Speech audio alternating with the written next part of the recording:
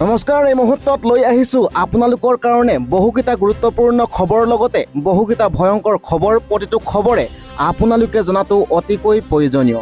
সম্পূৰ্ণ খবৰকেইটা জনাৰ আগত আপুনি যদি মোৰ চেনেলটোত নতুনকৈ আহিছে তেনেহ'লে চেনেলটো ছাবস্ক্ৰাইব কৰি ল'ব, লগতে লাইক এটা দি মোক উৎসাহিত কৰিব। এই মুহূৰ্তত দিব বিচাৰিছোঁ প্ৰথমটো গুৰুত্বপূৰ্ণ খবৰ আপোনালোকৰ কাৰণে। কৰ্তব্যত থকা শিক্ষকৰ বাবে বাধ্যতামূলক হ'ব টেট। 2028 চনৰ আগষ্টলৈ বৃদ্ধি টেট উত্তীৰ্ণৰ সময়সীমা। ইতিমধ্যে উচ্চতম ন্যায়ালয়ৰ গুৰুত্বপূৰ্ণ ৰায়। এই মুহূৰ্তত জনাই আছোঁ গুৰুত্বপূৰ্ণ খবৰ। কৰ্তব্যত থকা শিক্ষকৰ বাবে বাধ্যতামূলক হ'ব টেট।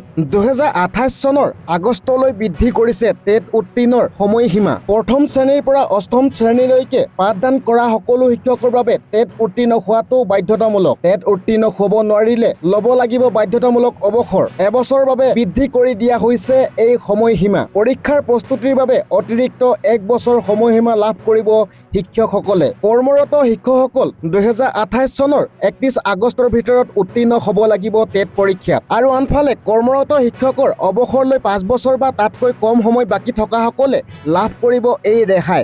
ন্যায়াধীশ দীপাংকৰ দত্তৰ বিচাৰপীঠে প্ৰদান কৰিলে এই ৰায়। বিভিন্ন ৰাজ্যৰ শিক্ষক সংগঠনসমূহে সৰ্বোচ্চ ন্যায়ালয়ত দাখিল কৰিছিল পৰ্যালোচনা আবেদন। উত্তৰ প্ৰদেশ, তামিলনাডু, পশ্চিমবংগ আদি কেইবাখনো ৰাজ্যৰ শিক্ষক ন্যায়ালয়ৰ দ্বাৰস্থ হৈছিল। এই আবেদন সন্দৰ্ভত কেইবাটাও শুনানি সম্পূৰ্ণ হোৱাৰ পাছত দিলে এই ৰায়। এই মুহূৰ্তত জনাইছোঁ কৰ্তব্যত থকা শিক্ষকৰ বাবে বাধ্যতামূলক হ'ব টেট পৰীক্ষা। দিব লৈছোঁ অন্য গুৰুত্বপূৰ্ণ খবৰ। জেলত থাকিব লাগিব শ্যামকানু মহন্ত, মুকলি আকাশলৈ অহাৰ সপোন ভংগ। এই মুহূৰ্তত জনাই আছোঁ উচ্চ ন্যায়ালয়ত জামিন আবেদন নাকচ শ্যামকানু মহন্তৰ। ন্যায়াধীশ মিতালী বৰঠাকুৰ বিচাৰপীঠে দিলে এই ৰায়। পূৰ্বে ফাষ্ট ট্ৰেক আদালতত জামিন নাকচ হৈছিল শ্যামকানুৰ মহন্তৰ। এইবাৰো একে শ্যামকানু মুখ ঠেকেচা খালে। আদালতত পুনৰ মুখ ঠেকেচা শ্যামকানু মহন্তৰ।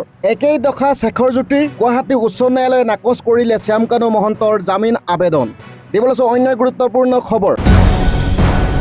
ৰাজ্যিক কৰ্মচাৰী বদলি সন্দৰ্ভত বিশেষ নিৰ্দেশনা। এই মুহূৰ্তত জনাইছোঁ গুৰুত্বপূৰ্ণ খবৰ। 2027 31 মাৰ্চ পৰ্যন্ত বন্ধ থাকিব ৰাজ্যিক কৰ্মচাৰী বদলি। লোকপিয়লৰ নিযুক্তি সকলো কৰ্মচাৰী বদলি বন্ধৰ নিৰ্দেশ সকলো জিলা আয়ুক্তলৈ প্ৰেৰণ কৰা হৈছে। এই নিৰ্দেশনা 2 আগষ্টৰ পৰা আৰম্ভ হ'ব লোকপিয়ল। 17 আগষ্টৰ পৰা ঘৰে ঘৰে যাব গণনাকাৰী বিষয়াসকল। 28 মে'ৰ পৰা জিলাই জিলাই আৰম্ভ হৈছে প্ৰশিক্ষণ। এই মুহূৰ্তত জনাই আছোঁ গুৰুত্বপূৰ্ণ খবৰ। ৰাজ্যিক কৰ্মচাৰী বদলি সন্দৰ্ভত বিশেষ নিৰ্দেশনা। দিব লৈছোঁ অন্য গুৰুত্বপূৰ্ণ খবৰ আপোনালোকৰ কাৰণে। ৰাজ্যৰ ৰেচন কাৰ্ড হিতাধিকাৰীৰ বাবে ডাঙৰ খবৰ। জুন মাহৰ পৰা সুলভ মূল্যত লাভ নকৰে এইসমূহ খাদ্য সামগ্ৰী। এই মুহূৰ্তত জনাই আছোঁ গুৰুত্বপূৰ্ণ খবৰ। ৰাজ্যৰ ৰেচন কাৰ্ড হিতাধিকাৰীৰ বাবে এটা দুখৰ খবৰ। জুন মাহৰ পৰা ৰাজ্যৰ সুলভ মূল্য দোকানত 100 টকাত উপলভ্য নহ'ব ডাল, চেনি আৰু নিমখৰ যোগান। জুন মাহৰ পৰা অনিৰ্দিষ্ট কাললৈ বন্ধ থাকিব দাইল, চেনি আৰু নিমখৰ সুলভ মূল্যৰ যোগান। জুন মাহৰ পৰা ৰেচন কাৰ্ড 70 লাখ হিতাধিকাৰীয়ে দাইল, চেনি আৰু নিমখ ক্ৰয় কৰিব লাগিব পাচলিৰ বজাৰ মূল্যত। অৱশ্যে জুনৰ পৰা পূৰ্ব নিৰ্ধাৰিত অনুসৰি গ্ৰাহকে লাভ কৰি থাকিব চাউল। পূৰ্বৰ বাজেট অনুসৰি মে' মাহলৈ অনুদান আছিল অসম চৰকাৰৰ। সেয়েহে ৰাজ্য চৰকাৰে নতুন বাজেট দাখিল নকৰা পৰ্যন্ত চেনি, দাইল, নিমখ লাভ নকৰে ৰেচন কাৰ্ডৰ হিতাধিকাৰীসকলে। আনফালে দিব লৈছোঁ অন্য এক গুৰুত্বপূৰ্ণ খবৰ। UCCৰ সমৰ্থন অসম গৰিয়া পৰিষদৰ।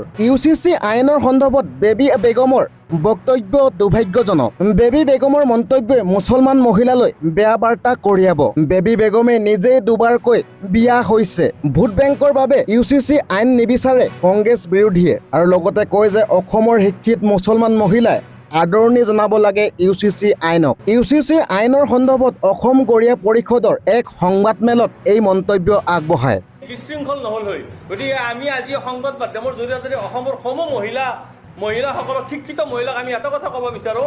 এই UCC সন্দৰ্ভত অসমৰ বিশেষকৈ সকলো মুছলিম মহিলাই, শিক্ষিত মহিলাই এই মুখ্যমন্ত্ৰী যি অসম বিধানসভাই যি UCC গৃহীত কৰাৰ সিদ্ধান্ত লৈছে তাক আদৰণি জনাব লাগে সকলো মহিলাই।